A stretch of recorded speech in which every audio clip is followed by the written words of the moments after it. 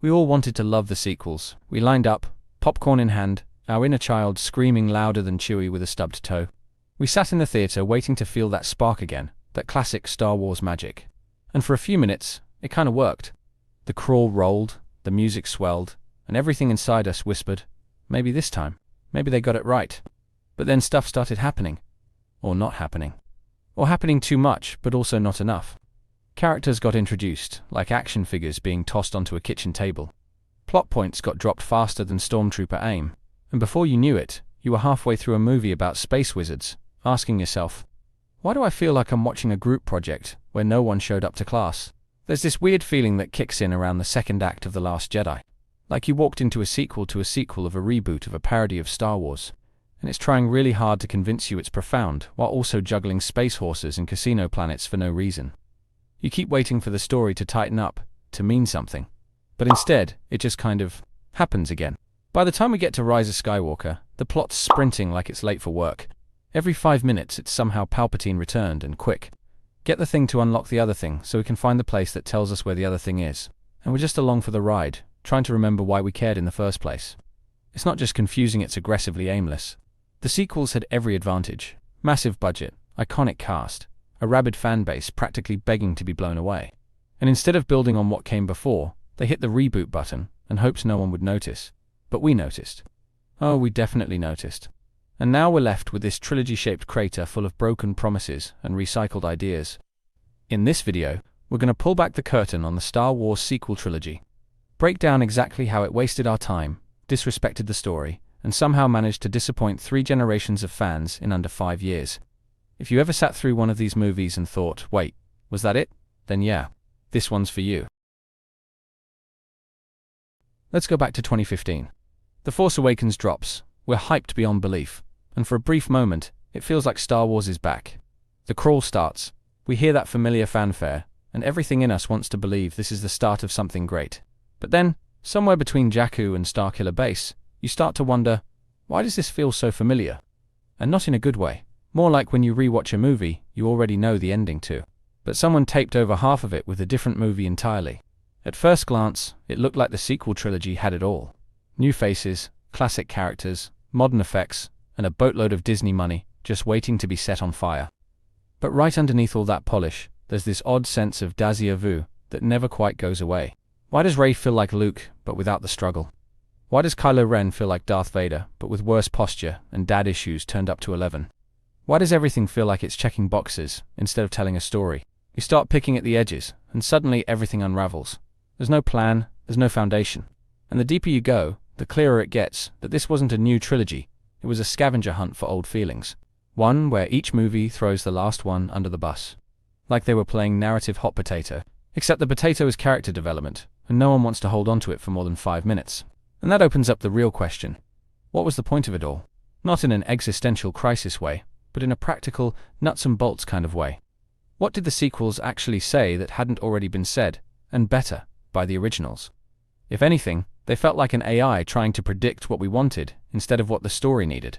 We kept watching, hoping it would all come together. But the more we looked, the more obvious it became. The sequel trilogy wasn't built on story, it was built on marketing timelines and nostalgia bait.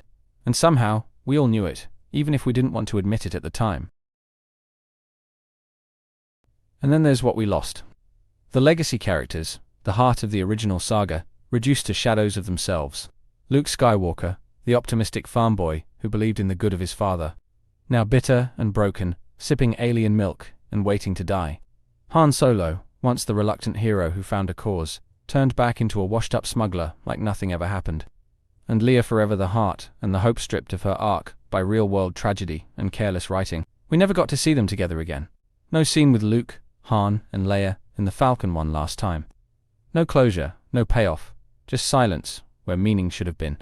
And even worse, their replacements were never given the weight to carry the story forward. So the torch never got passed, it just got dropped. It hurts because these characters meant something. They weren't just movie icons, they were mythological touchstones, timeless symbols of bravery, sacrifice, and hope. Watching them fall apart without grace or purpose felt like betrayal. Like the people telling the story didn't understand why we loved it in the first place. It's not just nostalgia, it's about emotional continuity. About honoring the journey we all took together. These weren't just characters, they were the heart of a generational story. And they deserved better than to be written out in service of a plot that didn't know what it wanted to say. When you walk out of a Star Wars movie feeling emptier than when you walked in, something went very wrong. Not with the fan base, not with expectations, something went wrong at the soul of the story. And we felt it. And yet, there were moments, brief flashes of something greater, like sparks in the ashes of what could have been. The throne room fight in The Last Jedi, visually stunning, brilliantly choreographed, dripping with symbolism. The opening escape scene in The Force Awakens, tight, exciting, and bursting with energy. Even the sound design, the score, the cinematography. These movies had the tools to be great. But maybe there's a strange kind of hope buried in all this disappointment. Because fans noticed. They paid attention, they spoke up, they created. And from that frustration came something powerful. Fan edits, new stories, video essays. Comics' entire communities dedicated to restoring meaning where the movies failed to deliver it. People didn't give up on Star Wars. They just refused to accept the sequels as the final word. And honestly, that's kind of amazing. It means the spirit of the franchise, the core themes of rebellion, redemption, and resistance is still alive in the people watching it. Even when the movies forgot, the fans remembered. We've seen entire reimaginings of Luke's arc that feel more true than what we got on screen. We've seen characters like Finn given real agency in fanfiction and animation. We've seen deep dives into themes the sequels only skimmed over. All of that came from us, not the studio, not the executives, but the people who still care. And maybe that's the lesson. That Star Wars doesn't belong to a boardroom, it belongs to its audience. To the kids who grew up pretending broomsticks were lightsabers. To the ones who cried when Han died, who cheered when Yoda lifted the X-Wing. To the fans who never stopped believing there was still something worth fighting for. If the sequels gave us anything, maybe it was a reason to fight for what Star Wars means again. In the end, the sequel trilogy stands as both a missed opportunity and a warning.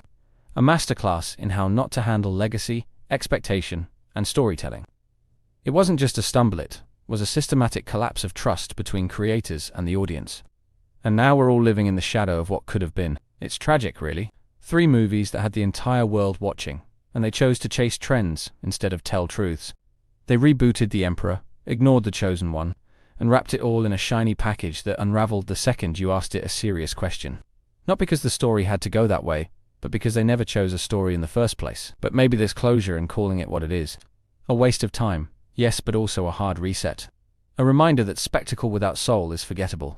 That Star Wars is more than iconography. It's about legacy, choices, sacrifice, and meaning.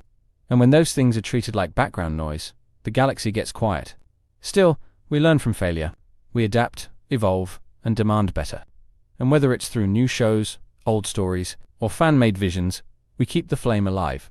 Because it was never about the sequels. It was always about the feeling, the connection, the myth. So, if you've ever walked out of a Star Wars movie asking, what was the point of all that? Maybe now, you finally have an answer. Thank you for watching. If you enjoy my videos, please consider looking at my pinned comment and checking out the links for my Amazon storefront. It contains my favorite Legos, my gear in which I make videos, and comics that I read on a daily basis. I update it constantly, so please, take a moment and click on the link. On top of that, check out my second channel, Critical Analysis Hub Plus, and my third channel, Critical Analysis Hub XP. Just one click would go on a long way in supporting my channels and future in YouTube.